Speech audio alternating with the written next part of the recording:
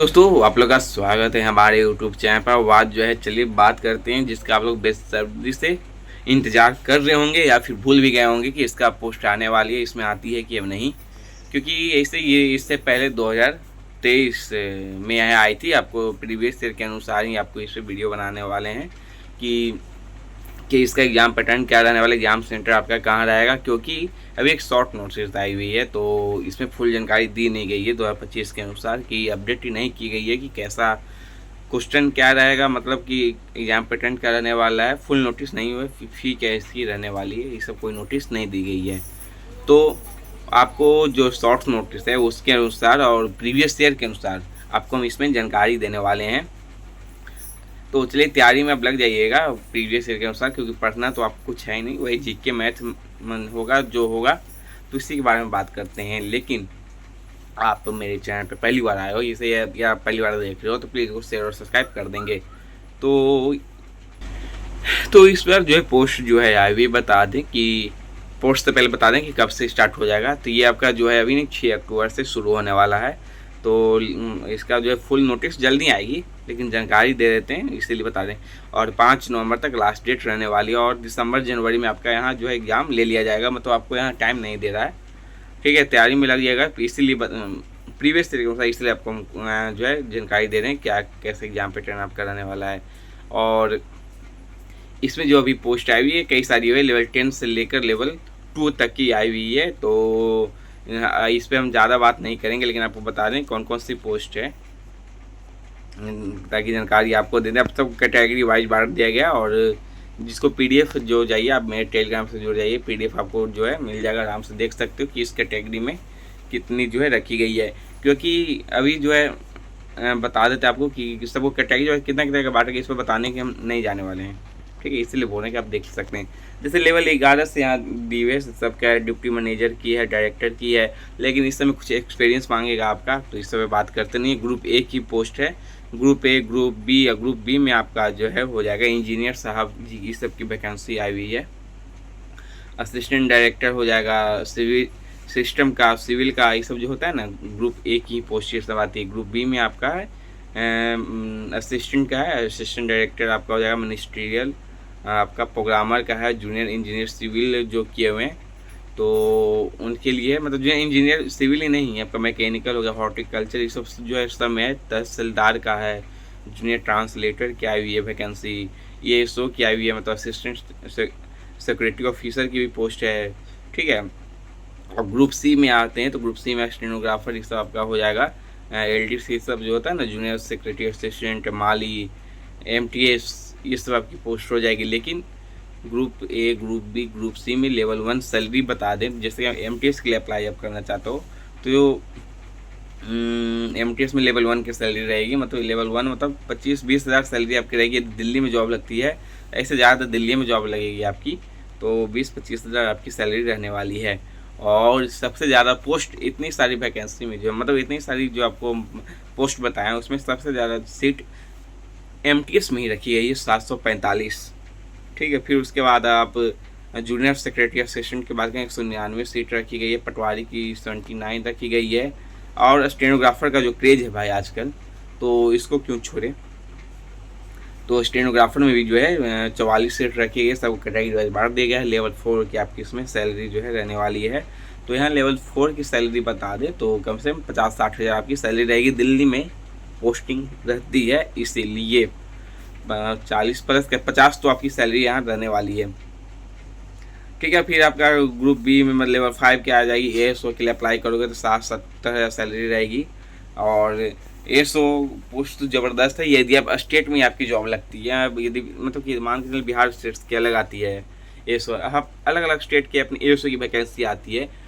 तो यहाँ बिहार से हम बात करें तो बिहार में क्या कि ASO की सैलरी इसकी 70-80 हज़ार रहती है। तो ये दिल्ली की बात है तो प्लस से कुछ ज़्यादा रहने वाली है, क्योंकि दिल्ली थोड़ा शहर भी है,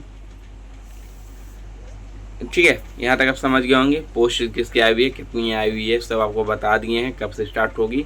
अभी नोटिस आए नहीं है, तो चलिए प्रीवियस के साथ बताते हैं क्या इसके एग्जाम पैटर्न क्या रहने वाले हैं और क्या क्या इसका जो है एग्जाम सेंटर कहाँ रहेगा, सब आपको बताते हैं।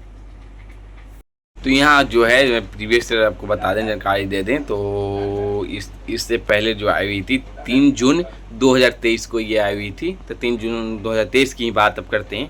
तो चलिए पीछे 2 साल पीछे हो जाते हैं ताकि आपको अच्छे से जानकारी दे दें। तो सबसे पहली बात कि फ़ी इसका जो है कितनी लगने वाली है, क्योंकि फ़ी जो है हाँ पिछली बार 500 लिया गया था। ठीक है, तो जनरल ओबीसी डब्ल्यूएस वाले सब के लिए 500 फ़ी है। तो आप फ़ी के नहीं लें टेंशन, 500 है तो ज़्यादा बढ़ाएगा भी नहीं। अब यही बात है कर ले कि एग्ज़ाम सेंटर मेन है कि प्रॉब्लम एग्ज़ाम सेंटर की है। तो एग्ज़ाम सेंटर जो है पिछली बार दिल्ली एनसीआर में लिया गया था। तो ये थोड़ी सी कि 500 दे भी रहे हैं और दूर भी एग्ज़ाम देने जाएं तो इसमें थोड़ी प्रॉब्लम है। अरे सेंटर इसको अब शायद होम टाउन करना चाहिए था, मतलब कि आप पैसा लगा रहे हो तो आपका एग्ज़ाम सेंटर नज़दीक होनी चाहिए, आपकी होम टाउन में होनी चाहिए। कम से कम एसएससी जैसा होना चाहिए भाई। माना कि एसएससी में लफड़ा चल रहा हो, लेकिन एसएससी जैसा एग्ज़ाम सेंटर लेना चाहिए, नज़दीक लीजिए। 500 दे और फिर भी दूर जाए तो फ़ायदा क्या है कि नहीं।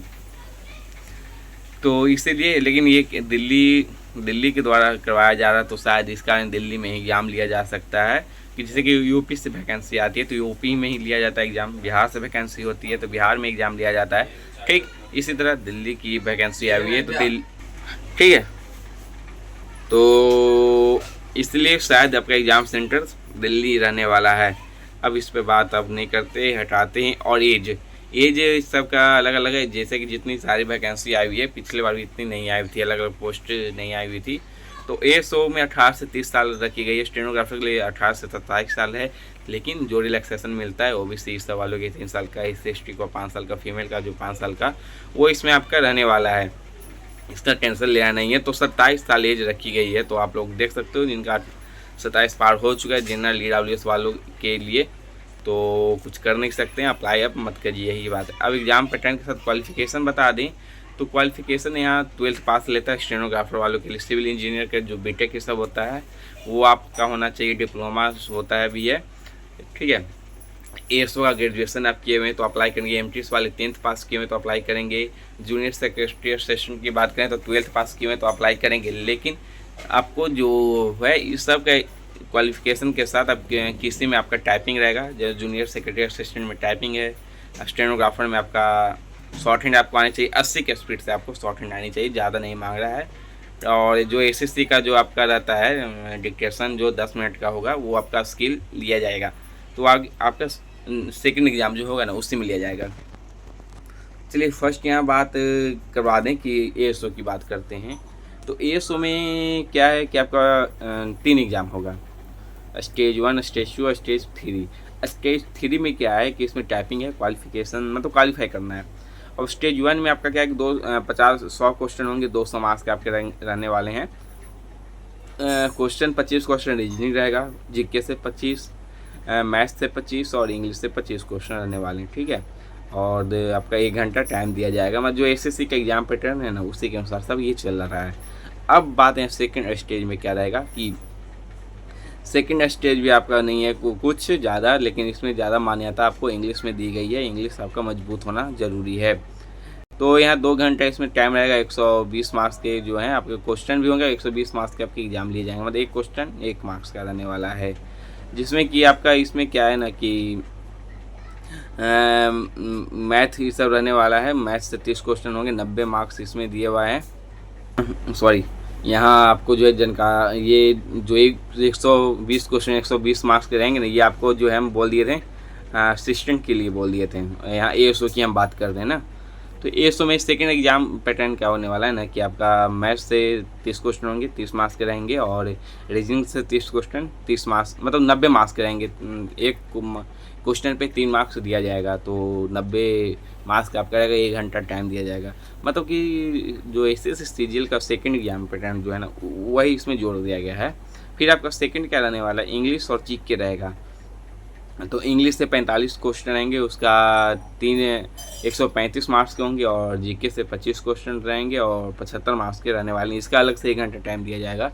फिर अगर कंप्यूटर से 20 क्वेश्चन रहेंगे, 60 मार्क्स के, 15 मिनट अलग इसको टाइम मिलेगा आपका। मतलब कि 2 घंटा 15 मिनट का आपका एग्जाम होने वाला है। और डाटा एंड उसके बाद आपका टाइपिंग है, ख़त्म कहानी है। और सबका अलग अलग है। तो PDF जो है टेलीग्राम पर दे दिए हैं, जिसके लिए आप तैयारी करना चाह रहे हो तो आप आराम से देख सकते हो। क्वालिफिकेशन, एग्जाम पैटर्न, सेंटर सब आप देख सकते हैं। क्योंकि तो एक एक करके अब क्या बताएं सब पर, इसीलिए सोच रही हैं। स्टेनो पे बातें हैं। तो स्टेनो में क्या है कि जो एसएससी का ही है, मतलब 50 रीजनिंग, 50 जीके और 100 इंग्लिश आपका रहने वाला। 2 घंटा टाइम दिया जाएगा। 1/4 की नेगेटिव मार्किंग रहेगी और फिर उसके बाद आपका शॉर्ट हैंड लिया जाता है, स्किल लिया जाता है, ठीक है। और स्किल आपका 80 की होनी चाहिए, हिंदी चाहिए, इंग्लिश, और 10 मिनट डिक्टेशन आपका रहेगा। 55 मिनट टाइम दिया जाएगा। जो एसएससी का है ना एग्जाम पैटर्न, वही आपको इसमें दी गई है। तो इसीलिए बात नहीं करते हैं, आप पीडीएफ देख लीजिए, सब एक एक करके नहीं बनाने वाले हैं, तो आप ही के लिए रहने वाला है।